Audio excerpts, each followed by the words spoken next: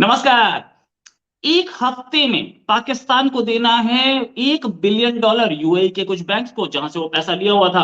और पाकिस्तान के पास खैर कुछ तो आईएमएफ से आया और कुछ दूसरी जगहों से आया, लेकिन पैसे की हालत तो खराब है। अगले महीने में इतना पैसा देना है, अगले महीने मतलब जनवरी स्टार्ट होते ही इतना पैसा देना है कि पाकिस्तान फिर वापस कटोरा लेके हाथ में आ जाएगा। और ये कशकोल यानी कि कटोरा घूमता जा रहा है। और अभी कुछ दिन पहले $200 मिलियन आए थे। साथ में अब एम्बेसी की जमीन वाशिंगटन में वो बेची जा रही है।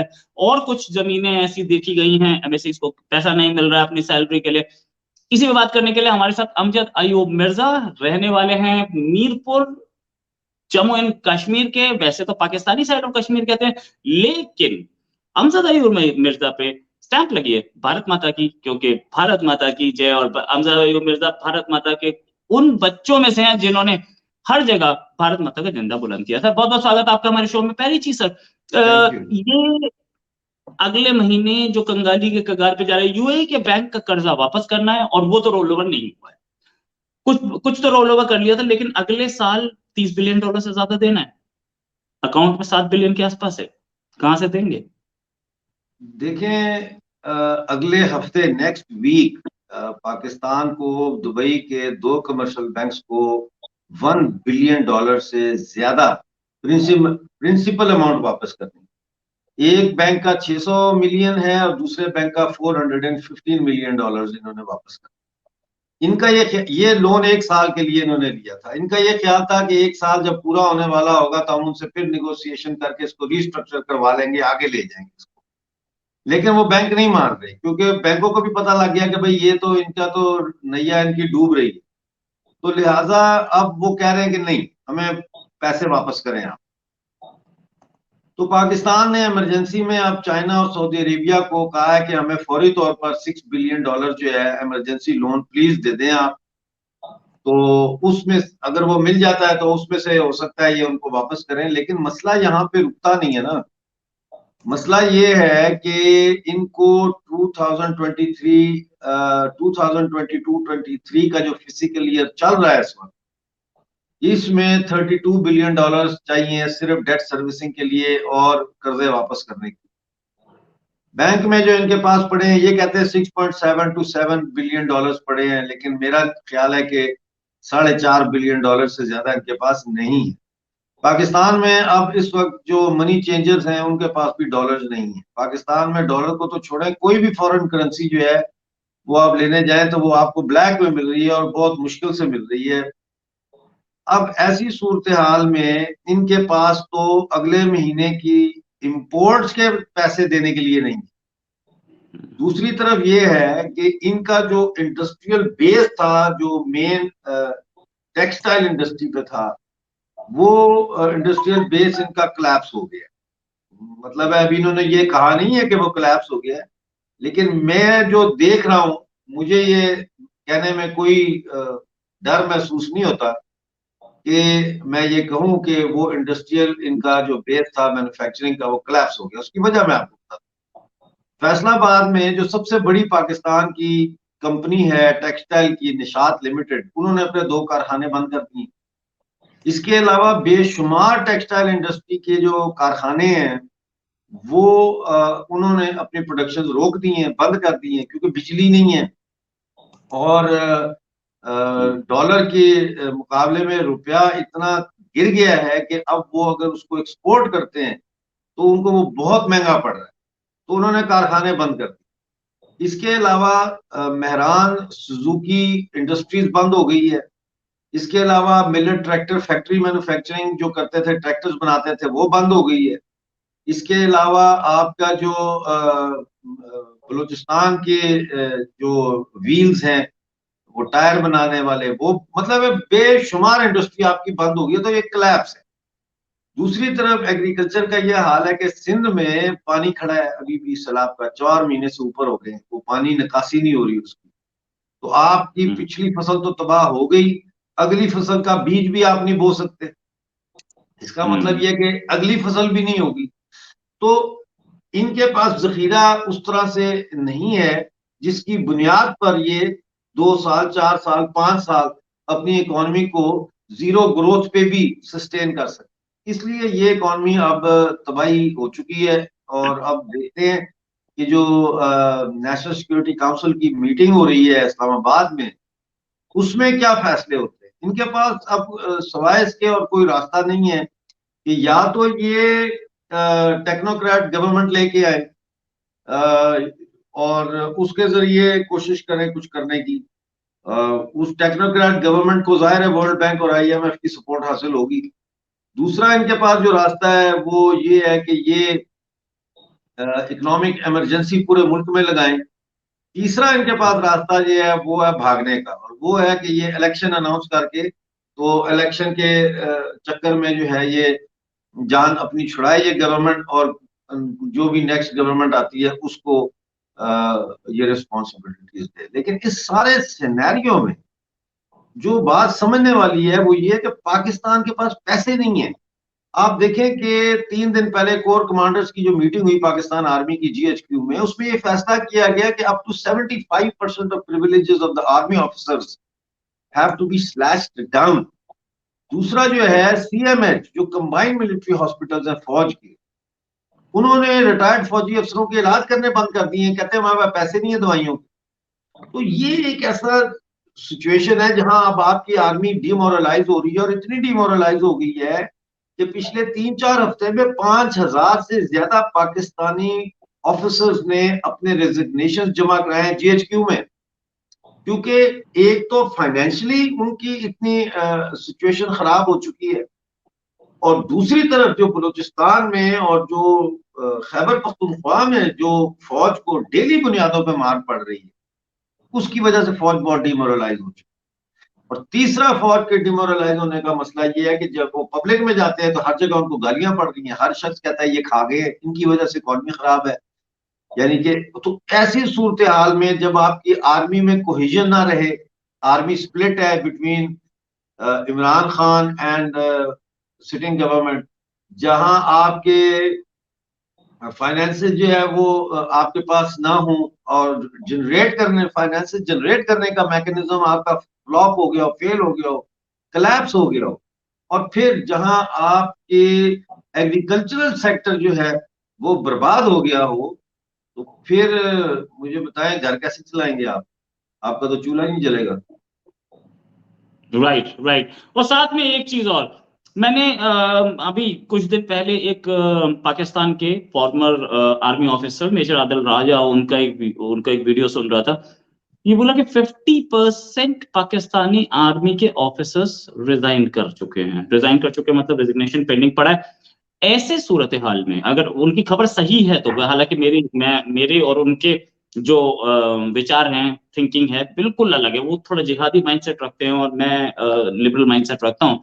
लेकिन अगर ऐसी सूरत हाल है, इतना डिसकंटेंट है, तो शायद ना चल पाए। अभी 2 दिन पहले की बात है, 2 दिन पहले की नहीं है, कल ही की बात है। तालिबान के कमांडर का नाम मैं आपको बताता हूँ। उनका नाम है जनरल मोबिन खान। उनसे पूछा गया कि क्या तालिबान पाकिस्तान का फ्रंट खोलने जा रहा है, क्या तालिबान पाकिस्तान वाला फ्रंट खोलेगा?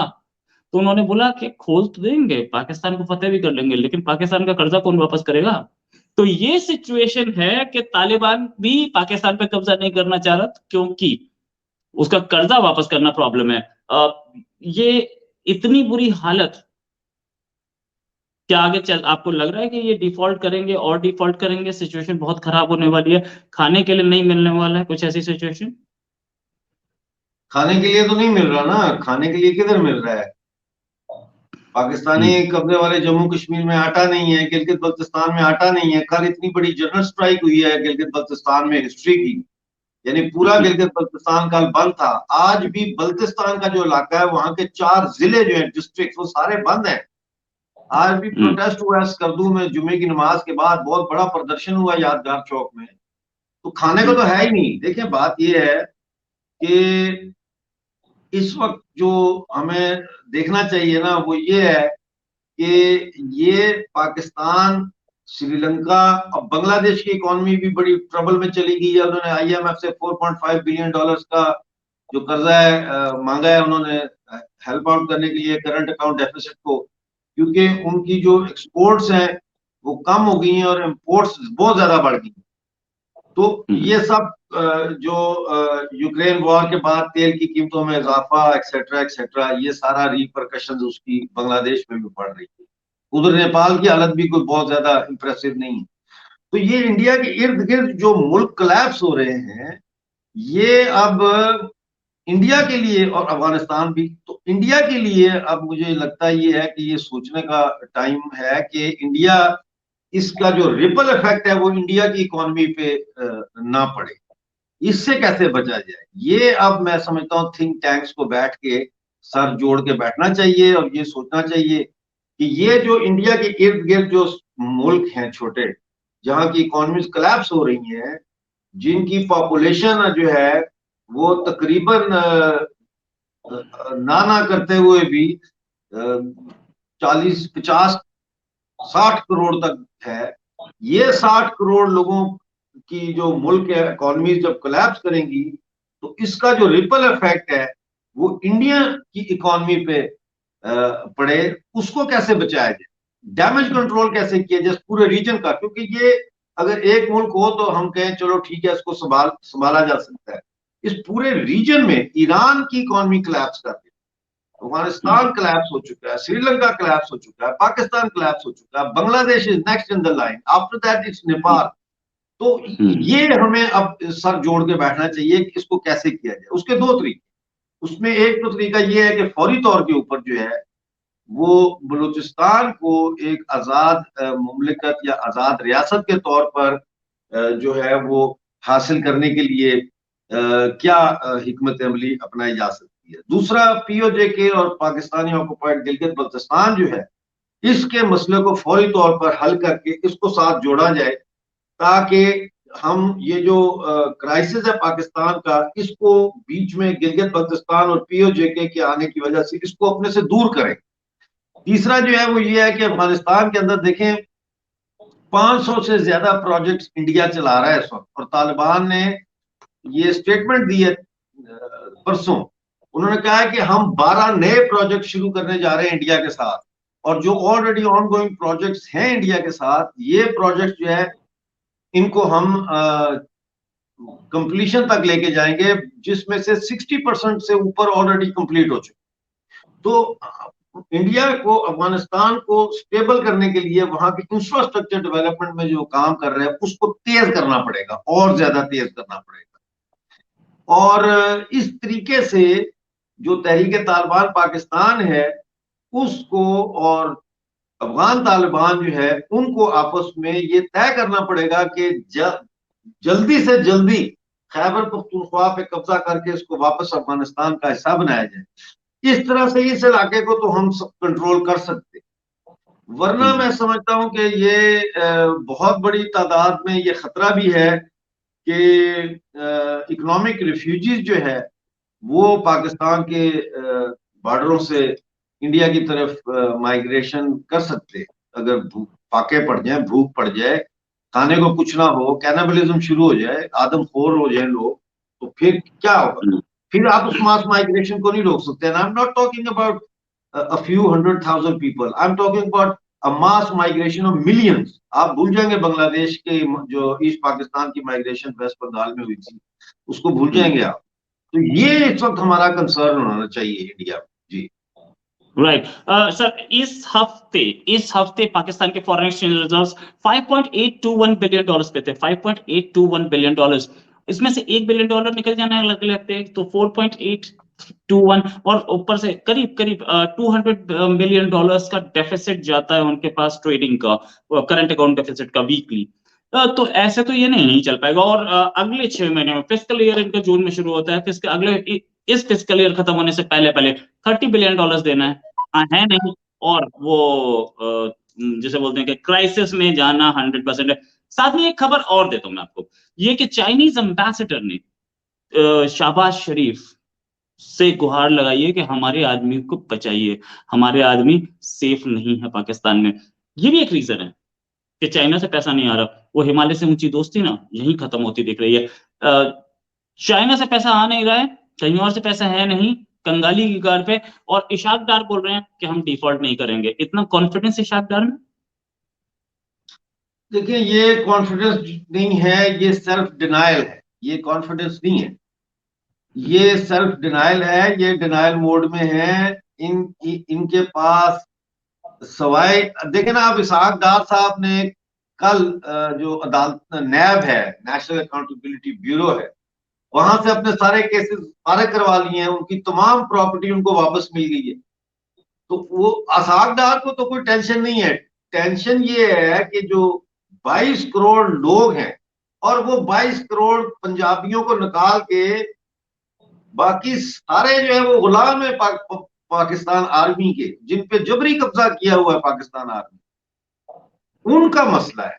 और इसलिए सिंध, बलूचिस्तान, खैबर पख्तूनख्वा और हम लोग पीओजे के हम लोगों को अब एक जो है वो यूनाइटेड फ्रंट की तरफ आगे बढ़ना चाहिए पाकिस्तान से आजादी हासिल करने के लिए। हमें इस खुशफहमी से निकलना चाहिए कि पाकिस्तान को एक ऐसी रियासत है जो क़यामत तक रहेगी, और इसको अल्लाह ने बनाया है, लिहाजा इसको वो अल्लाह इसकी हिफाजत कर रहा है। अगर ये अल्लाह ने बनाई होती तो ये इस हाल में ना होती। ये अल्लाह ने नहीं बनाई, ये अंग्रेजों ने बनाई है। और अंग्रेजों ने ये रियासत बनाई हिंदुस्तान के रास्ता रोकने के लिए, सेंट्रल एशिया और ग्रेट गेम का वो हिस्सा है ये सारी प्लानिंग जो थी। तो इसलिए ये सेल्फ डिनाइल में है पाकिस्तान। डिफॉल्ट मतलब है, और क्या होता है डिफॉल्ट होना? आप कर्ज ही वापस नहीं कर सकते तो डिफॉल्ट ही है ना फिर आप। तो सिर्फ ऐलान होना बाकी है। मुर्दा मर चुका है, ये मरीज मर गया है। इसको अब जो है वो मशीनों के ऊपर जिंदा रखा हुआ है। आप मशीन हटा दे तो फिर अंतिम संस्कार हो जाएगा। राइट। सर, ये टीटीपी कंट्रोल में क्यों नहीं आ पा रहा है? कुछ टीटीपी का इतना कॉन्फिडेंस हाई क्यों है? बाजवा साहब चाह रहे थे कि बातचीत हो, टीटीपी से पीस हो। पहले तो वो चाह रहे थे कि हम इन्हें खत्म करेंगे। खत्म तो नहीं हो पाए।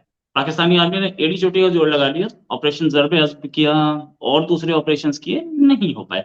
कुछ ऐसे इलाके हैं खैबर पख्तूनख्वा, यानी कि एनडब्ल्यू इंडिया में उसे नॉर्थ वेस्ट फ्रंटियर प्रोविंस के नाम से बेहतर जाना जाता है, और उसका नाम खैबर पख्तूनख्वा हुआ है। खैबर पख्तूनख्वा के कुछ ऐसे इलाके हैं जहां पे पाकिस्तानी आर्मी आज तक गई ही नहीं है। वहां पे पहली बार बाजवा साहब के सामने, बाजवा साहब से पहले वालों ने, बाजवा साहब उस समय कमांडिंग पोजीशन में थे, ज़रब अज़ब चला ऑपरेशन। उसमें कोई कामयाबी हासिल नहीं हुई और टीटीपी और पावरफुल होकर निकली। टीटीपी खैर उस समय नहीं थी। टीटीपी उस समय बहुत छोटी सी थी, तालिबान के खिलाफ किया गया था। लेकिन वो ऑपरेशन के बाद दोबारा आर्मी घुसी नहीं है। पोलियो के वैक्सीनेशन देने वाले जाते हैं, उनको गोली मार दी जाती है, पुलिस ऑपरेट नहीं कर सकती, और आज भी पाकिस्तानी आर्मी पे हमला हुआ है। इतना कॉन्फिडेंट कैसे है टीटीपी? देखिए ना, टीटीपी के पास तालिबान है, अफगानिस्तान के तालिबान की सपोर्ट है। टीटीपी के पास पीछे रिट्रीट करने के लिए टेरिटरी है अफगानिस्तान की, वो आके हमला करके अफगानिस्तान में वापस जा सकते हैं अगर पाकिस्तान आर्मी उनको उनका पीछा करे। फिर टीटीपी को लोकल पॉपुलेशन की हमायत हासिल है। फिर टीटीपी वाले जो है वो एक मुतालबा कर रहे हैं यहाँ पे कि जो ये खैबर पख्तूनख्वा है इसको अफगानिस्तान का हिस्सा बनाया जाए। जैसा मैं अक्सर आपके प्रोग्राम में पहले भी कह चुका हूँ कि ड्यूरल लाइन का जो मुआहदा ब्रिटिश इंडिया और अफगानिस्तान के किंग के दरमियान हुआ था, ये जो बॉर्डर बना था ब्रिटिश इंडिया और अफगानिस्तान का, इसको ड्यूरल लाइन कहते हैं। ये 100 साल का एग्रीमेंट था, 1883 में हुआ था। 1993 में ये खत्म हो गया। उसके बाद नया एग्रीमेंट पाकिस्तान और अफगानिस्तान के दरमियान बाउंड्री कमीशन का नहीं हुआ। तो उसके मुताबिक ये इलाका पाकिस्तान के नजायज कब्जे में है। ये तो अफगानिस्तान का सारा इलाका है, टक तक का। तो ये जंग है सीधी सीधी। तो अब देखते हैं कि क्या इसका नतीजा निकलता है। लेकिन मैंने आपके प्रोग्राम में भी हमेशा ये कहा है कि तहरीक तालिबान पाकिस्तान और पाकिस्तान आर्मी के दरमियान सीज फायर हो सकती है, लेकिन ये मसला हल नहीं हो सकता जब तक पाकिस्तान खैबर पख्तूनख्वा को जो है आजाद नहीं करता और अफगानिस्तान में शामिल नहीं करता, या अलहदा एक ऑटोनमस रीजन बना के अफगानिस्तान के साथ उसकी कन्फेडरेशन नहीं बनती। ये इंतजाम, नया इंतजाम इस एरिया में करना पड़ेगा पीस के लिए। एक नया सेटअप यहाँ पे लाना पड़ेगा, administrative, political and economic setup. जी Thanks a lot, sir, for joining us. Amjad Ayub Mirza, human rights activist, Pakistani activist, जाकर के कश्मीर के राइट्स के लिए ये यूएन तक बोल के आए हैं। यूएन में कई बार कश्मीर को रिप्रेजेंट किया और हर बार बोला कि कश्मीर, पाकिस्तान ऑक्युपाइड कश्मीर इंडिया का हिस्सा है, इस पर पाकिस्तान ने जबरदस्ती कब्जा कर रखा है। सर, आपके साथ बातचीत हमेशा अच्छी रहती है। Thanks a lot for joining, और उम्मीद है जल्दी एक डिस्कशन और करेंगे। अभी के लिए नमस्कार, धन्यवाद, जय हिंद। जय हिंद।